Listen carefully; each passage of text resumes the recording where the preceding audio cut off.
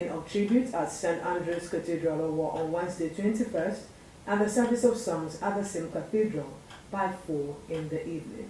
On Thursday, the Christian Week will hold at the Maranatha Villa by 6 p.m., while the candlelight procession and wall gyration will be organized by the Kegites Club from 8 p.m. till dawn.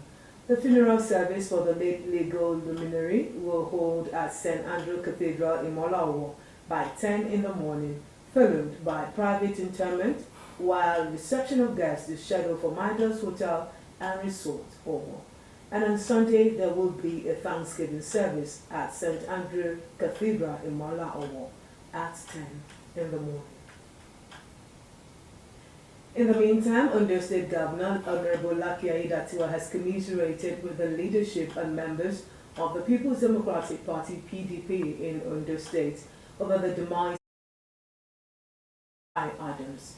In a statement by the Chief Press Secretary to the Governor, Ebenezer Adeniyo, the Governor describes the late Adams as a complete gentleman who, as a leader of opposition in the state, played politics without bitterness, and as a member of the State House of Assembly, contributed his quota to the development of the state.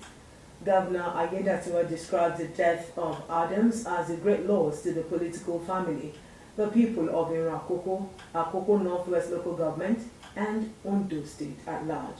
The Governor commiserates with his family and prays for God to grant them the fortitude to bear the loss. Now, from the national scene, the federal government has concluded plans to release at least 42,000 metric tons of assorted grains to feed themselves as hunger bites harder in the land as a result of high inflation rates. The Minister of Agriculture and Food Security, Senator Abubakar Kyari, who announced the decision of the government at the maiden edition of Ministerial Press Conference in Abuja, said the administration of President Bola Tinubu was concerned about the high food prices in the country and was determined to make essential food readily available to Nigerians at affordable prices. The minister announced that modalities for the grains to be released to needy Nigerians from different locations in the country were being worked out with the Department of State Security Services and the National Emergency Management Agency, NEMA, so as to make the process seamless and successful. The Senate and Nigeria security chiefs have resolved to use the National Identification Number (NIN) and the Bank Verification Number (BVN) for identifying and apprehending criminals.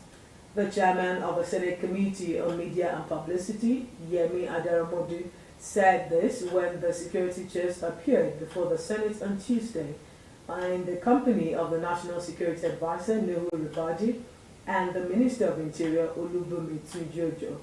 The Minister of Finance and Coordinating Minister of the Economy, Olawale Edo, and the Minister of Police Affairs, Ibrahim Gaidam, were also part of the meeting, which was held behind closed doors and lasted for about 9 hours.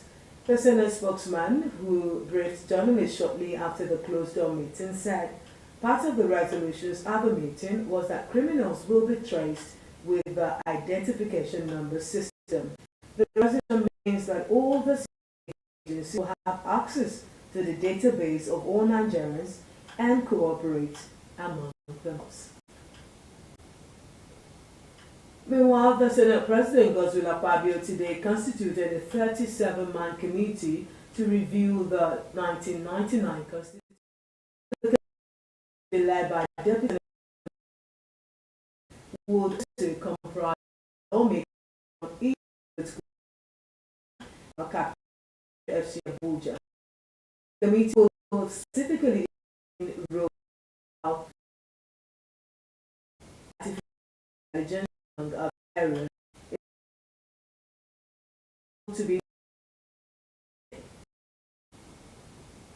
The economic community of West African states has unveiled plans to develop a regional strategy with efficient coordination and effective early warning systems to tackle crises within the region. The Director General, National Emergency Management Agency, NEMA, Mr. Mustafa Ahmed, said this at a consultation workshop for stakeholders from the region in Abuja. Ahmed said ECOWAS member states had experienced a series of disasters, crises, and conflicts that had posed threats to normal life, the means of livelihood for the people, and sustainable economic growth and development.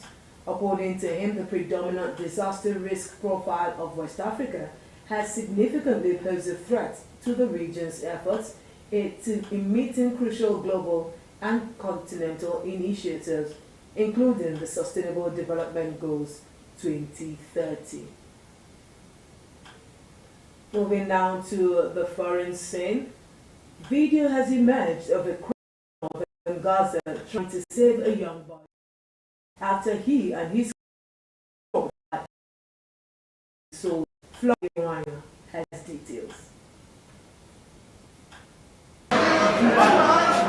This was Ahmad, smiling, happy, alive, the last good memories his parents have of their son, who was 3.5 years old. He was in the arms of his 20-year-old cousin, Hadil, a medical student at university, when they were gunned down. Their last memories are captured in this. I went to buy some clementines with Hadil and Imad, and we came under fire. We hid at our neighbor's house and stayed there for an hour. Once the shooting stopped, we left the house. Hadil handed me the bag of clementines, and she carried Imad in her arms. Then we came under fire again. I managed to run away, but Hadil was shot and killed immediately. Imad was still alive.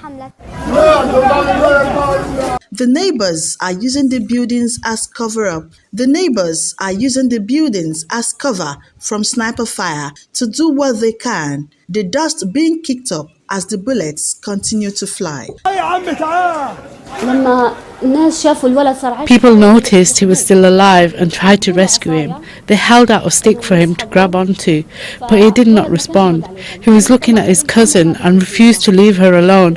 He then started moving a reach for the stick, so they shot and killed him.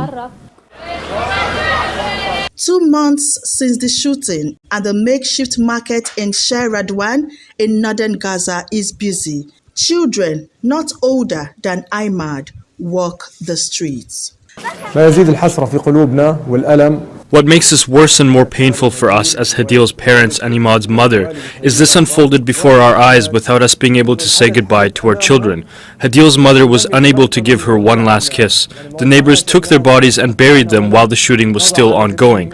We couldn't say goodbye to our children. Haran walks to the cemetery where they were hastily buried. It used to be the neighborhood football pitch. There is no tombstone for them, but he's determined that their names will be known and never forgotten. Flora Iwanya, Osrc News. To round up the news tonight, here again is the major story.